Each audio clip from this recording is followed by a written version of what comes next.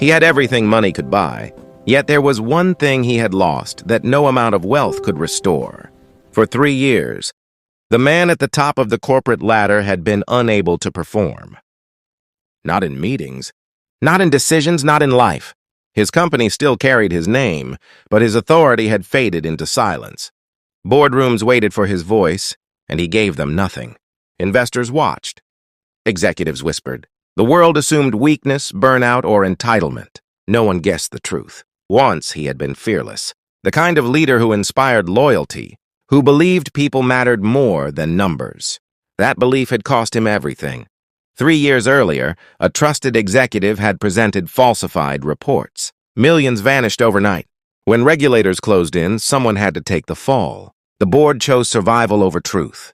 They pointed to him, not publicly, but quietly, stripping him of decision-making, power while keeping him as a symbol to protect stock prices. The betrayal didn't just humiliate him, it broke his sense of purpose. Since then, he existed in his own company like a ghost. Meetings ended before he spoke. Projects moved without his approval. He stopped trying. Performance wasn't about ability anymore, it was about will. And his will was gone. Every night, he returned to the same luxury apartment that felt colder than any prison. Silence echoed louder than failure. He avoided mirrors, avoided people, avoided hope. Somewhere along the way, he began to believe he deserved it. In the building where he lived, most residents never noticed the cleaning staff. They passed them like furniture, necessary, invisible. She was one of them. She arrived before sunrise, dressed neatly, moving quietly through hallways that reeked of privilege. Her work was flawless, but no one thanked her. No one asked her name. She noticed everything, though, details others missed. The way his door was always slightly open. The way food deliveries piled up untouched. The way lights stayed on all night. She never asked questions. She simply cleaned.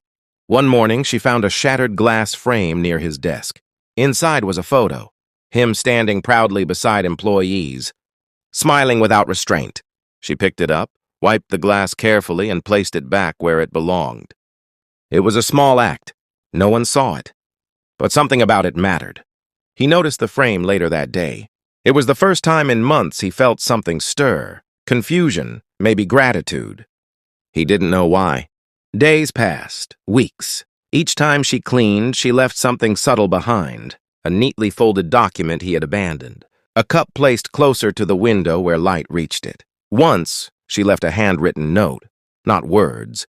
Just a symbol. A simple line under a date circled on his calendar. The date he had once founded the company. He stared at it for a long time. No one had acknowledged that day in 3 years. Still, he said nothing. He couldn't. Speaking meant admitting pain, and pain felt dangerous. But the silence between them grew familiar. Safe. What he didn't know was that she understood corporate betrayal better than anyone. Years before, she had worked in the same company, not as a cleaner, but as an internal auditor. She had discovered irregularities. When she raised concerns, the same executive who betrayed him had accused her of misconduct instead. The board believed him. She was fired quietly, blacklisted professionally, and left with a reputation she couldn't erase. She never fought back. Her mother was sick.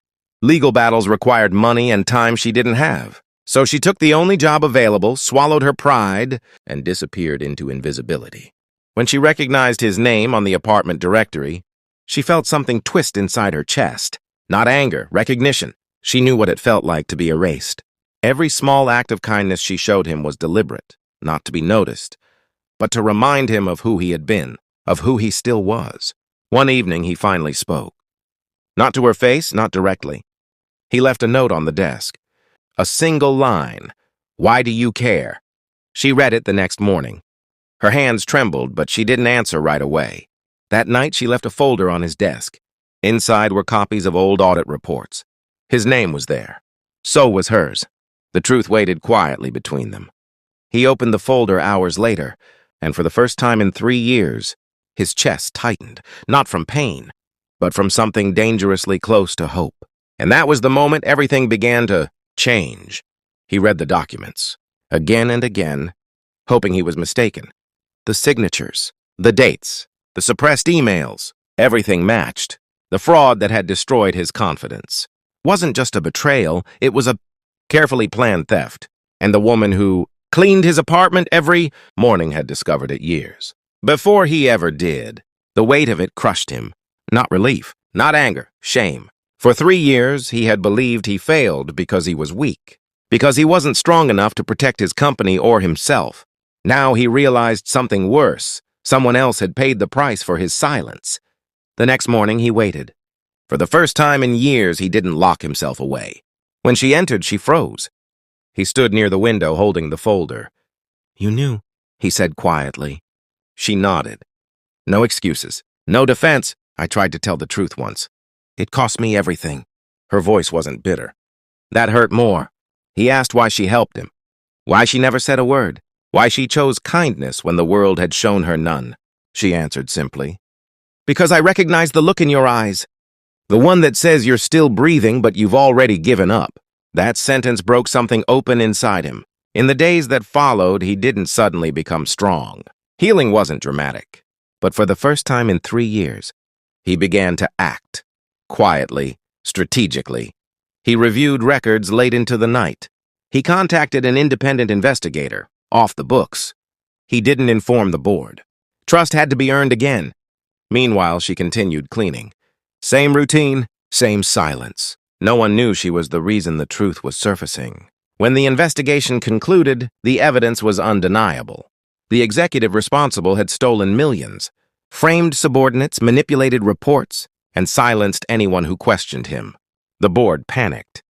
Lawyers rushed in. Damage control began. They expected him to remain silent, as he always had. This time he didn't. At the emergency meeting, his voice was steady, not loud, but unshakable. He presented the findings himself. Names, proof, timelines. The room that once ignored him. Listened without blinking. The executive was removed that same day. Criminal charges followed. But the board still believed the story ended there. They underestimated him again. His next decision stunned them.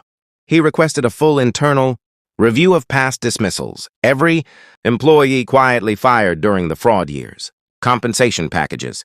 Public corrections. Apologies issued. And one name stood above the rest. Hers. She was called into the office she once worked in. The same walls that had erased her now felt unfamiliar. She expected paperwork. Maybe a severance correction. Instead, he stood up when she entered. He apologized. Not as a millionaire, not as a CEO, but as a human being who had benefited from her, suffering without knowing it. He offered her reinstatement, not as a cleaner, not as a symbol, but as the head of compliance, with full authority and independence. He also offered something rarer than money, her reputation restored publicly. Tears filled her eyes, but she didn't speak right away. Then she said something no one expected. "I don't want revenge. I want systems that don't destroy people who tell the truth." He nodded. That answer confirmed everything. Months later, the company changed. Not overnight, not perfectly, but fundamentally, whistleblower protections strengthened, transparency enforced, leadership evaluated on ethics, not just profits. And him? For the first time in 3 years, he performed. Not because power returned to him, but because purpose did. He learned that performance isn't about control, it's about courage. That leadership isn't proven in success, but in how you respond to betrayal. That the most powerful rescues often come from people the world refuses to see. She never told her story publicly. She didn't need to. Her victory wasn't recognition, it was dignity. And the truth that makes people cry isn't that a millionaire was saved. It's that he was saved by someone the world had already thrown away. Someone who chose kindness when bitterness would have been easier. That is the kind of hero no spotlight ever finds. And that is why kindness, even when unseen, never truly disappears.